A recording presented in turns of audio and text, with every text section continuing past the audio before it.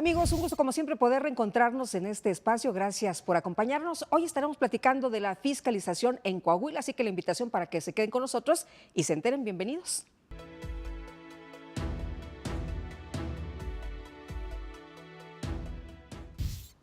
Bueno, y le quiero dar la bienvenida a nuestros invitados en esta ocasión, a quienes agradezco que estén con nosotros. Muchas gracias a Víctor Manuel Rosas Leal y también a René Quiñones Ceballos, secretarios de Estudio y Cuenta. Gracias por estar aquí con nosotros una vez más. Gracias. Bienvenidos. Bueno, pues el tema de la fiscalización, ¿qué significa esto? ¿Qué quiere decir para las personas que nos están viendo en estos momentos? Revisar el dinero que es del erario, que es del pueblo y que gastan los partidos políticos. ¿A eso se refiere?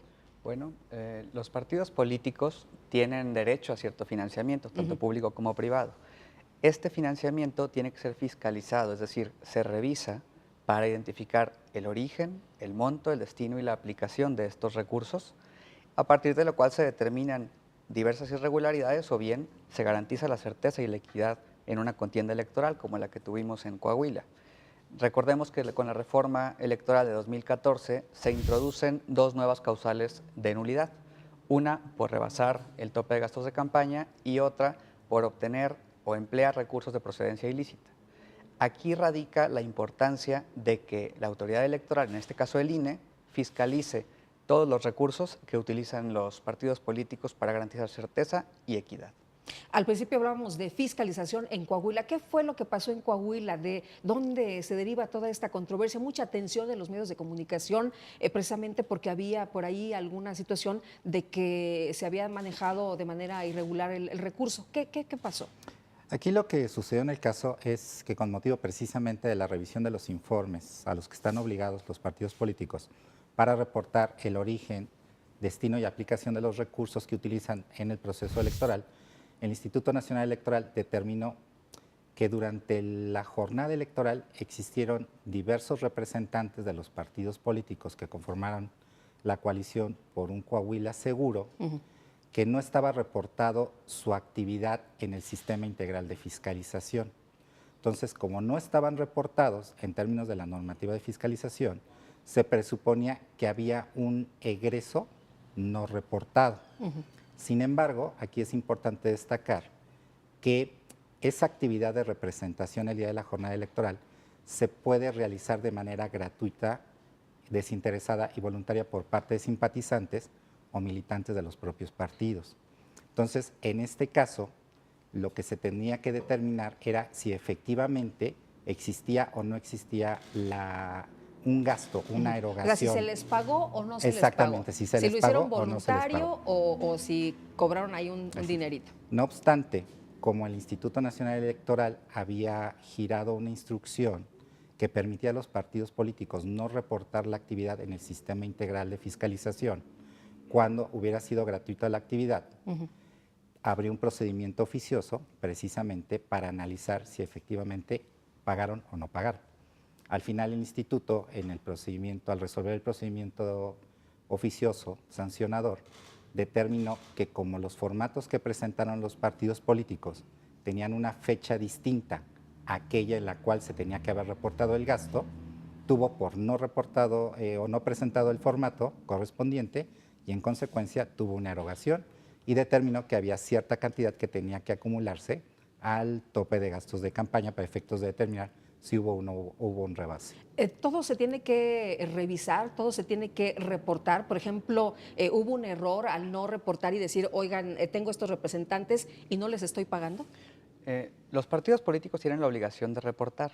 Esta obligación se encuentra en el artículo 216 bis del reglamento, en el cual se dispone que la actividad por representación, tanto general como de casilla, tiene que ser reportada en el Sistema Integral de Fiscalización, que es la herramienta que utiliza el INE para fiscalizar y auditar los recursos de los partidos políticos. Esta obligación, como bien señala Víctor, quedó exceptuada en los casos donde se determinara que era gratuita, desinteresada y voluntaria.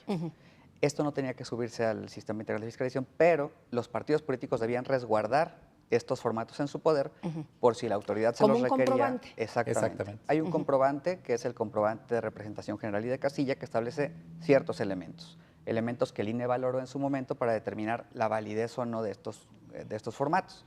En esos formatos se establece si fue gratuito o oneroso, el nombre del representante y su firma, la clave de elector, es decir, ciertos datos de identificación de la persona para tener certeza de quién la desempeñó y el monto por el cual erogó el pago del instituto, o bien si fue gratuita la actividad.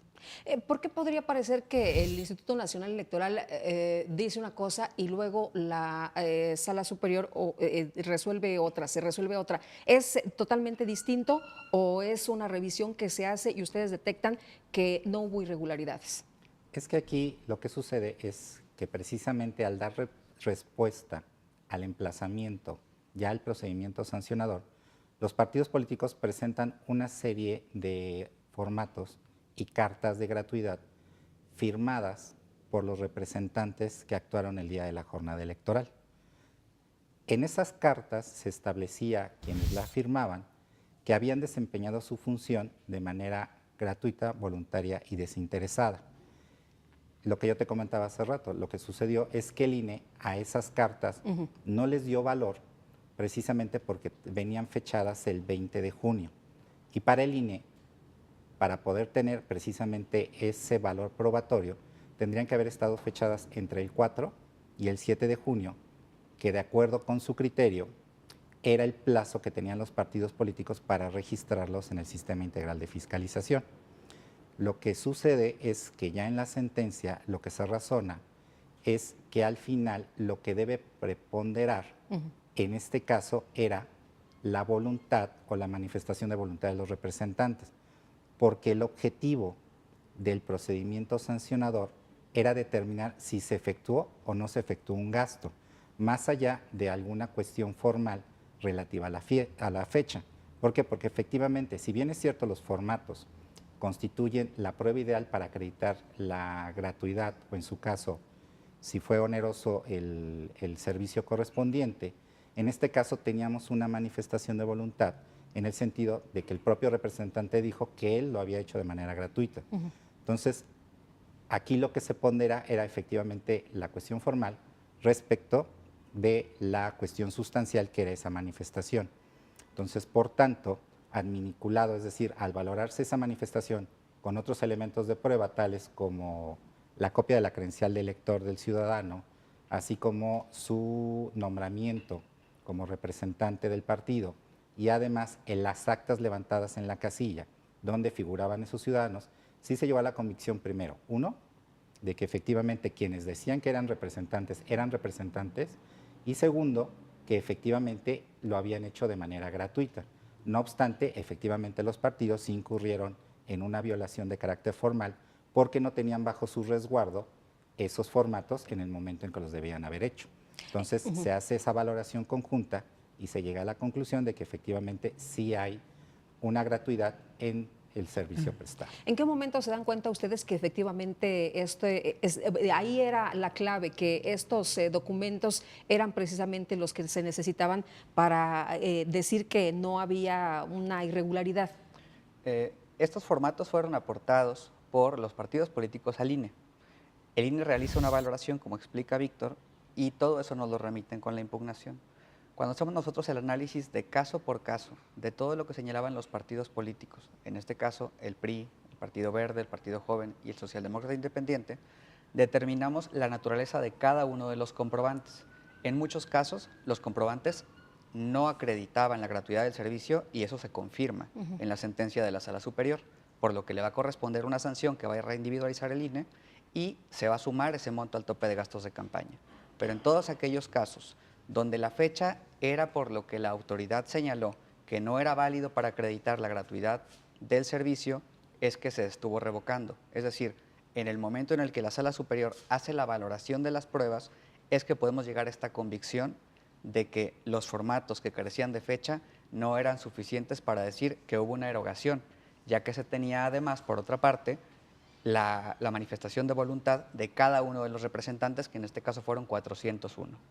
¿Los gastos que se hicieron afectaron en algo la resolución, afectaron o beneficiaron al candidato a gobernador en la entidad, al candidato del PRI en este caso, a gobernador de la entidad? Sí, aquí lo que se razona en la ahora sentencia es que efectivamente, aunque las coaliciones tienen su derecho a registrar a sus propios representantes el día de la jornada electoral, no puede pasar inadvertido que al final todos los partidos políticos formaban parte de esa coalición. Entonces, si el partido político en lo individual acreditaba a un representante precisamente para velar porque se recibiera de manera correcta el voto, para vigilar la actuación precisamente de los integrantes de las mesas directivas de casilla, es efectivamente que la coalición, a través de su candidato a gobernador, sí recibiría algún beneficio. Por eso es que en aquellos casos donde no se acreditó la gratuidad, sí tiene que prorratearse ese servicio o ese monto al candidato de la coalición, o más bien dicho, a la campaña de la gobernatura de la coalición. Muy bien, tenemos que hacer una pausa, pero regresamos rapidísimo. La invitación para que se queden con nosotros y sigan sobre este tema de fiscalización, las pistas, los asuntos relevantes y lo que se resolvió precisamente en el caso de Coahuila. Regresamos rapidísimo. Recuerden que nos tienen ahí a la mano en redes sociales. Continuamos.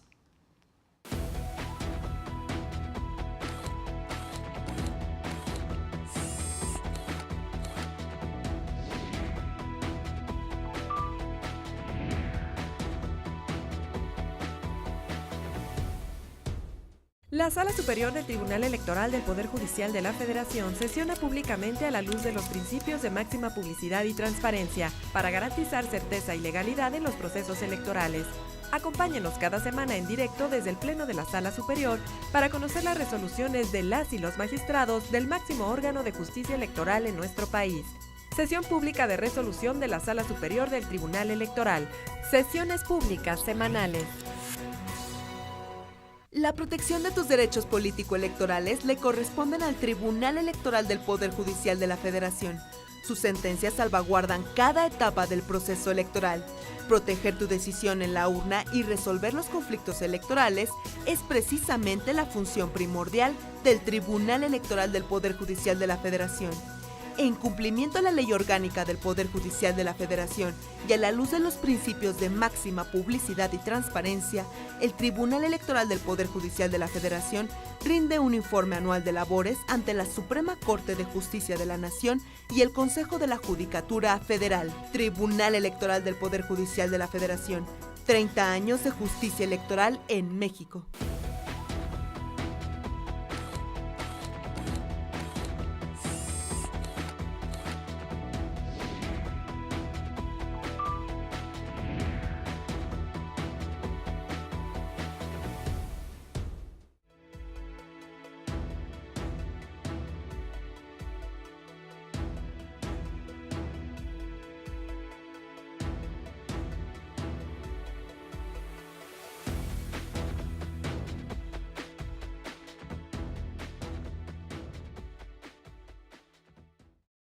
Estamos de regreso. Muchas gracias a usted que continúa con nosotros. Y bueno, seguimos platicando de la fiscalización en el caso Coahuila. Y les quiero preguntar sobre lo que querían los actores políticos. ¿Qué era lo que estaban buscando en este tema de la fiscalización allá en Coahuila? Bueno, los integrantes de la coalición por un Coahuila seguro plantearon una cantidad interesante de agravios, entre los cuales principalmente buscaban la declaración de inconstitucionalidad o no aplicación del artículo 216 bis relacionado con los gastos de la jornada electoral, es decir, querían que se consideraran como un gasto ordinario y no como un gasto dentro de la campaña. Querían también que se validaran los formatos, como ya lo mencionamos, relacionados con la fecha, y también querían que el prorrateo se realizara únicamente entre los candidatos de los partidos políticos y no así del candidato a gobernador, al ser los partidos políticos quienes directamente registraron a los representantes. En el primero de los casos, que fue el de la inconstitucionalidad, hay un precedente que obliga a la Sala Superior, en donde la Suprema Corte de Justicia de la Nación, en la acción de inconstitucionalidad 22 de 2014 y acumulados, ya dijo que los gastos en estructuras electorales son gastos de campaña en virtud de la intermitencia que tienen. Es decir, la Suprema Corte hace un análisis respecto de los tres tipos de gasto que existen: gasto para actividades ordinarias, gastos para la obtención del voto en las campañas electorales y gastos en actividades específicas. En este último caso, la Constitución es expresa y señala cuáles son los rubros de gasto. en los otros dos no. Pero cuando la Corte dice hay que analizar la intermitencia o la característica de permanencia de las actividades, es que se puede distinguir cuáles son ordinarias, cuáles son de campaña. En el caso de las de estructura electoral, que solo se llevan a cabo el día de la jornada electoral, se determinó que este gasto era de campaña y por tanto nos fuimos nosotros con el criterio de la Suprema Corte. Bueno, y entonces, en conclusión, ¿qué es lo que dice la Sala Superior sobre este tema? ¿Revoca la resolución impugnada? Revoca la resolución impugnada respecto de aquellos formatos que contenían una fecha. Es decir, aquí lo importante era que se determinó que la materia del procedimiento oficioso sancionador era verificar la existencia o no de un gasto y no tanto determinar si los formatos se presentaron con determinados requisitos, en este caso la fecha. Por tanto, se revoca en lo que fue materia de impugnación para efectos de que el Instituto Nacional Electoral reindividualice las sanciones, primero, respecto de aquellos formatos donde les restó valor probatorio y dijo que estaba acreditado el gasto, respecto de eso señalar que únicamente se tiene que sancionar, pero por una falta formal, por no tener en su momento los partidos el resguardo correspondiente. También se tiene que reindividualizar la sanción para efectos de aquellos institutos políticos donde no acreditaron la gratuidad del servicio, que evidentemente son menores, y al final, en su momento, el Instituto Nacional Electoral tendrá que realizar las cuentas, por decirlo de alguna forma, necesarias a efecto de determinar si hubo o no hubo rebase de topes de gasto de campaña en las elecciones de diputados y presidencias municipales. Pero, por ejemplo, en este caso ya quedó claro, ya se resolvió y ya no hay ninguna impugnación. O sea, ya los partidos políticos saben qué hicieron, cómo lo hicieron, dónde se equivocaron y dónde no. Así es. Respecto de la campaña a gobernador, concluyó la fiscalización. Respecto de las campañas a diputados locales y presidentes municipales, aún el INE tiene que hacer el prorrateo de nueva cuenta de los gastos que están involucrados en el procedimiento que se revocó para que determinen si en esos casos hay rebases al tope de gastos de campaña. Para nuestros amigos que nos están viendo en esta ocasión, ¿qué efectos tiene esta sentencia? Pues los efectos es la de darle seguridad jurídica a los partidos políticos y al propio Instituto Nacional respecto de los criterios que se están aplicando en este nuevo modelo de fiscalización derivado de la reforma del 2014, porque efectivamente la fiscalización es un punto toral en esta reforma, es un punto toral en nuestro sistema electoral, porque tiene que ver precisamente con el origen y destino de los recursos de los partidos políticos, tanto su origen lícito como una aplicación adecuada, incluso para garantizar la equidad en la contienda a efecto de que se sujeten precisamente al tope que establece en su caso la autoridad electoral correspondiente. Ahora, la fiscalización se hace, mencionabas, René, hace unos momentos, tanto del dinero que entra público y también del privado, es decir, el privado no significa que por ser de alguien en particular no se revisa todo. Así es. Todos los ingresos y egresos de los partidos políticos, de las coaliciones, de los candidatos independientes, tienen que fiscalizarse por el Instituto Nacional Electoral. En este caso, hay un precedente de la Sala Superior, donde, por ejemplo, en el caso de las campañas, todo el financiamiento que llega a los partidos políticos de campaña que no se comprueba o no se eroga, tiene que ser devuelto al Estado. Es decir, tiene que garantizar que se destinó al objetivo para el cual se les entregó. Si no, no pueden destinarlo a un destino distinto. Por lo cual, efectivamente, se fiscaliza tanto el recurso privado como el recurso público. Bueno, y entonces, en este caso, ¿no se acreditó el pago de los partidos políticos a sus representantes? Así es, no se acredita que hubo un gasto y por tanto lo que está acreditado es que fue gratuito, derivado precisamente de esa valoración de las pruebas, donde se resalta la manifestación de voluntad de quienes fueron representantes de que lo hicieron de esa forma, lo hicieron gratuito. Oye, la fiscalización, ustedes hablan de esta reforma, ¿qué tanto ha cambiado? Ahora se habla de que se pueden hacer los reportes incluso online, ¿es mucho más fácil, es mucho más ágil, más rápido? Pues esta reforma electoral implicó ajustar los tiempos de la fiscalización, ya que ahora se busca tener más o menos en 37 días el resultado final de la fiscalización a partir de la jornada electoral.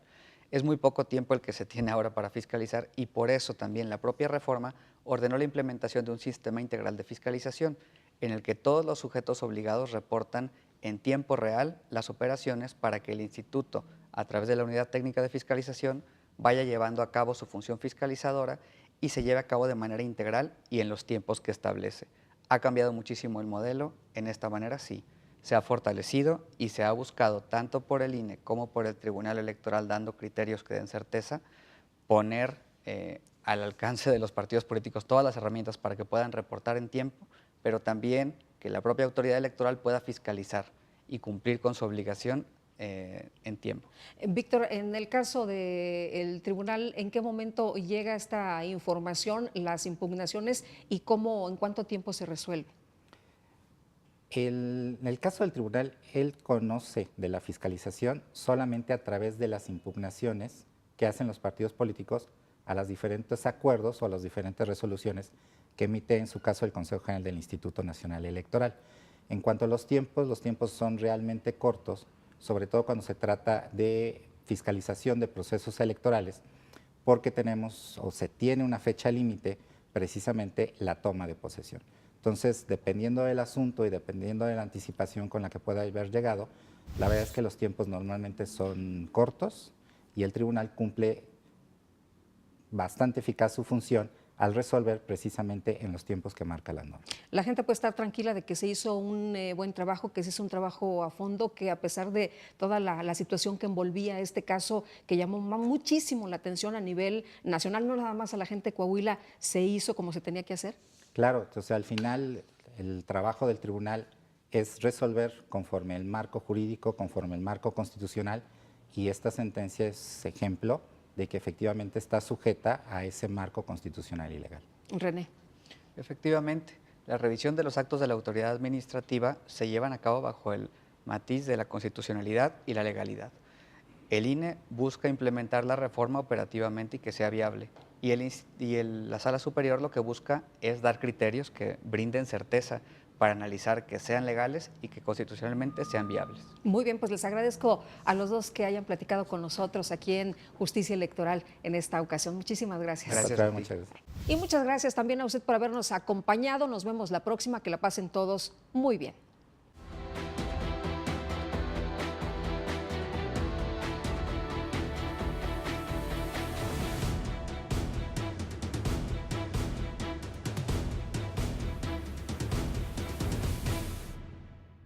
La Sala Superior del Tribunal Electoral del Poder Judicial de la Federación tiene la encomienda constitucional de dotar de certeza y legalidad cada etapa del proceso electoral. Acompáñenos semanalmente en la sesión pública de resolución de la Sala Superior y conozca las decisiones que garantizan la voluntad ciudadana y nuestra democracia. Sesión pública de resolución de la Sala Superior del Tribunal Electoral. Sesiones públicas semanales.